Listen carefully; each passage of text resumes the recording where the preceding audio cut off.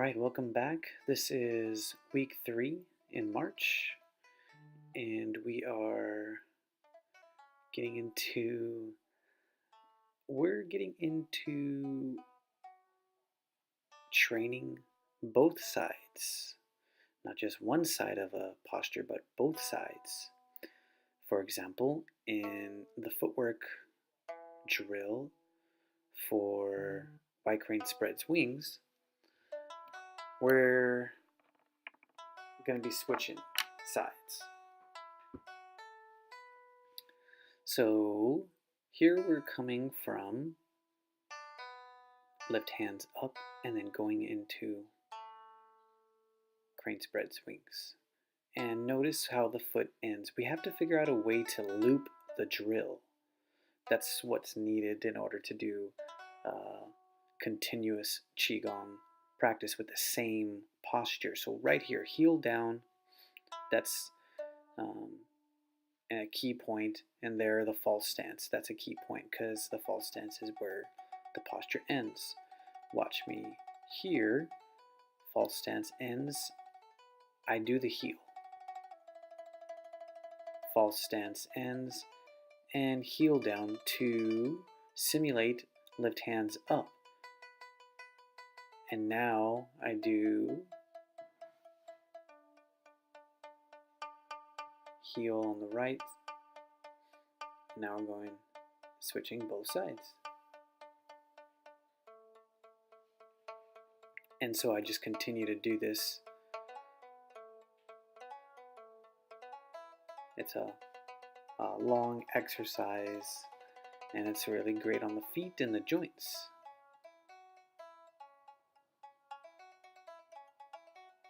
So the heel down, and then turn, turn, bring the foot in for false stance. I go straight to the heel there, you see, but you could do false stance and then heel. So false stance, heel down. This is actually quite challenging, especially with not using the hands, because you realize how much the hands carry you. So I just have my hands on the dantian there.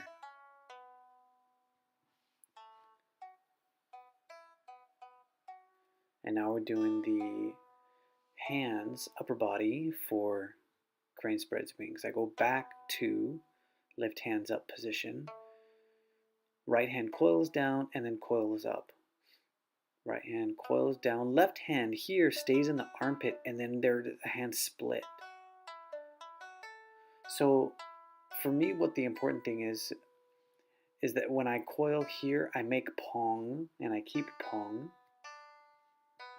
That's the most important thing for me. So this is a short range technique. The key is, and you got to be careful with the hands so close to the body. When the hands are so close to the body, you need to maintain your center and keep it away from as the opponent's coming in. So as the arms are crossed, especially at that point, you have to have that pong. And then when the arms split, that's when you're free.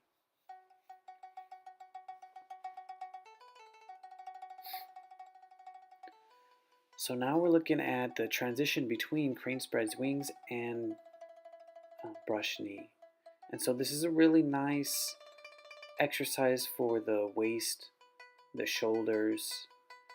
So I extracted a drill from this little covering transition, and it's as I wrote about it in the descriptions, it's actually quite a useful defense application. Cover, cover, cover, cover. And then what I end up doing here is just repping out the upper body. See if you can notice how my legs are engaged and the waist is also engaged. We have to remember that the movement starts in the feet, and it's directed by the waist and it eventually manifests in the hands. So as I wrote about on the description piece, this is really nice for the shoulders. If you can get the shoulders really soft, it's great for the girdle, the shoulder girdle, all the tissues there, keeping the joint lubricated. And now here you can see I'm playing around with the rolling off center of the exercise, and I'm having a little bit of a white crane flare to that. And here's another angle. See if you can notice the spine and the chest bow bowing. Spine and chest bow bowing and closing allows me to evade and allows my center to evade to buy time.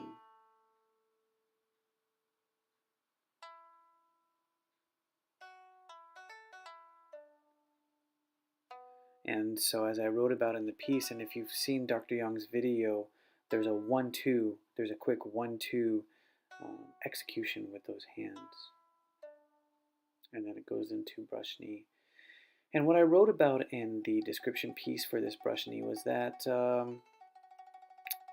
Dr. Young usually asks us to finish the movement all at once. And so here you can see I don't really execute it that well, but you want the hand and the leg to arrive at the same time. They sync at the same time.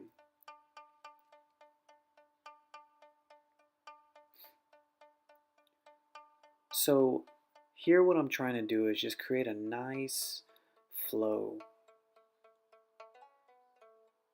a pace that I can match with the breath and harmonize the overall practice of the body and the breath in coordination.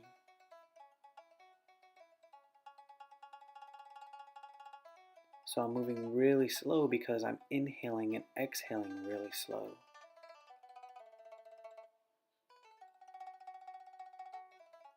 As the front hand disengages, the right or the rear hand engages.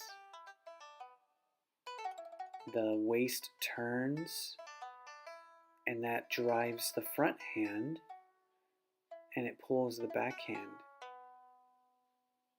The front hand disengages, rear hand engages, and the rear hand comes to the ear. The wrist settles softly at the end.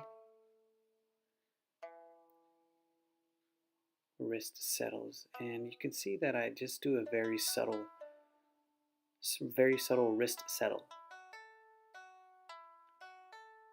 because I'm trying to be as soft as possible. A lot of things are going on here. Try to take a look at the spine and the chest action if you can. The legs, the leg bows as well. So I sink a little bit, right? Let's see, at the end here I try to sink. And my posture raises at the end as well. Here I close the chest, you can see that. And then I open the chest. When I reach back, reach behind, that's a chest opening. I'm inhaling and gathering, and then exhaling here. Closing and then opening the chest. Inhaling, hand to the ear, and always trying to keep the Tai Chi hand form integrated and intact. And remember, it's Qigong, so that means the tip of the tongue is at the roof of the mouth.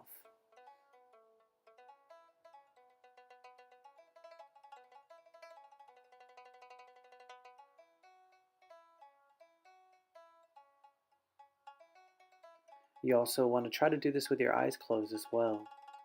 Just really go deep into the body.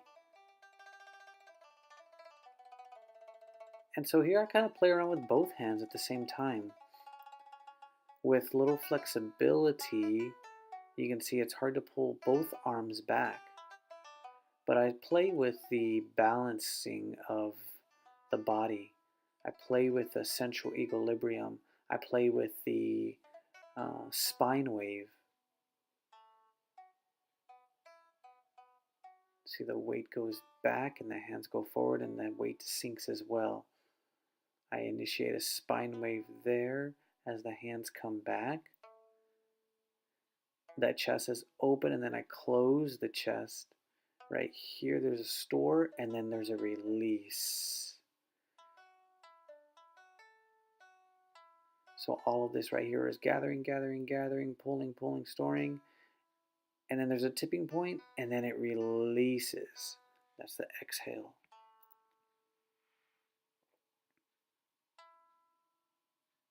And I'm using reverse abdominal breathing.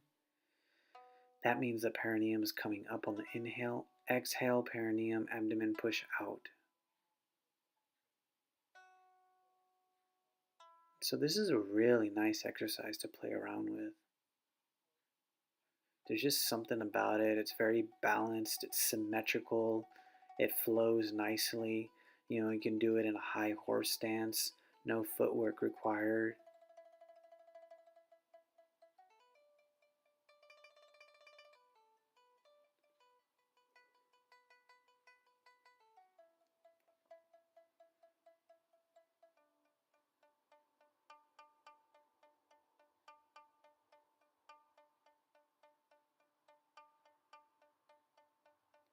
And now we're getting into picking up the needle from the sea bottom.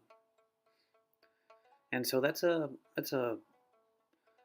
term that alludes to the groin strike.